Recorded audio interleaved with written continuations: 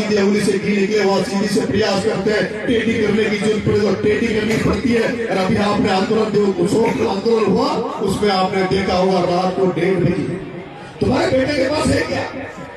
तुम्हारे पास बेटे के पास तो पद भी नहीं है, वफा भी नहीं है, लेकिन रात को तुम्हें गर्व हुआ होगा, तुमने प्राउड महसूस किया होगा कि जब तुम्हें कोई सांसद एमएलए बिठाते हैं वैसे तुम्हारे बेटे ने बिना कहीं पद के बिना किसी कद के भी एडीएम को और एडिशनल एसपी को सीट के ऊपर उसके गाड़ी के ऊपर बिठा के फैसला।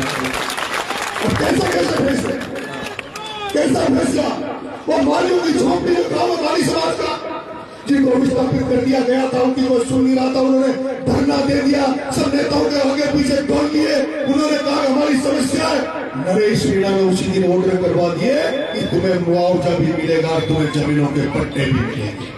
नरेश मीणा ने उस ठोट थानेदार की इन्वेस्टिगेशन चालू करा दी। नरेश मीणा ने जो गलवा बांध है उसमें जो डूब क्षेत्र में जो किसानों का मामला है उनका मुआवजा चालू करवा दिया। नरेश मीणा ने जो तुम्हारी अभी फसलें जो कटेगी उन पर 2 समर्थन मूल्य पर कांटे बढ़वाए, एक अलीगढ़ में कांटा लगेगा और एक धूनी में समर्थन मूल्य पर कांटा लगेगा। मुझे भी लगता है और मैं कहा करता हूँ कि युवाओं का जोश मेरे साथ है, लेकिन बुजुर्गों का आशीर्वाद मेरे लिए बहुत जरूरी है। बुजुर्गों का आशीर्वाद मेरे लिए बहुत जरूरी है, इसलिए मैं हर दिन ये प्रयास करता हूँ कि कैसे कैसे मेरे बुजुर्गों के दिल में अपने लिए जगह बना सकूं, ऐसे कोई काम करूं जो इनके भी जहन में मेरे प्रति जगह बन सके।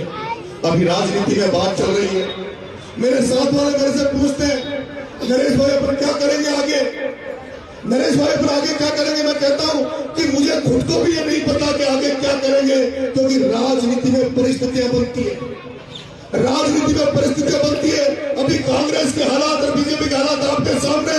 भारतीय जनता पार्टी के लिए मैंने कह दिया, जीते जी भारतीय जनता पार्टी में नहीं जाऊंगा, जीते जी भारतीय जनता पार्टी में नहीं जाऊंगा, लेकिन कांग्रेस में लड़ाई सम्मान की है, कांग्रेस में लड़ाई सम्मान की है। अब तुम्हारा बेटा नरेश मीणा एमएलए बनने के लिए किसी के दरवाजे पर नहीं जाएगा, अब तुम्हारा बेटा एमएलए के टिकट के लिए एमएलए बनने के लिए किसी के दरवाजे पर नहीं जाएगा।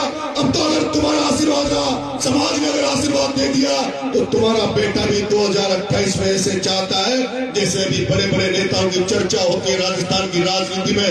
सचिन साहब की चर्चा होती है, गौन डोटासरा की चर्चा होती है, अशोक गहलोत की चर्चा होती है, पवन जितेंद्र की चर्चा होती है। मैं तुमसे पूछना चाहता हूं, जब तुम्हारी ताकत इतनी है, संख्या इतनी है, तो फिर तुम्हारी भी चर्चा बराबर की होनी चाहिए, तुम्हें भी बराबर की भागीदारी मिलनी चाहिए, तुम्हें भी बराबर की भागीदारी मिलनी चाहिए।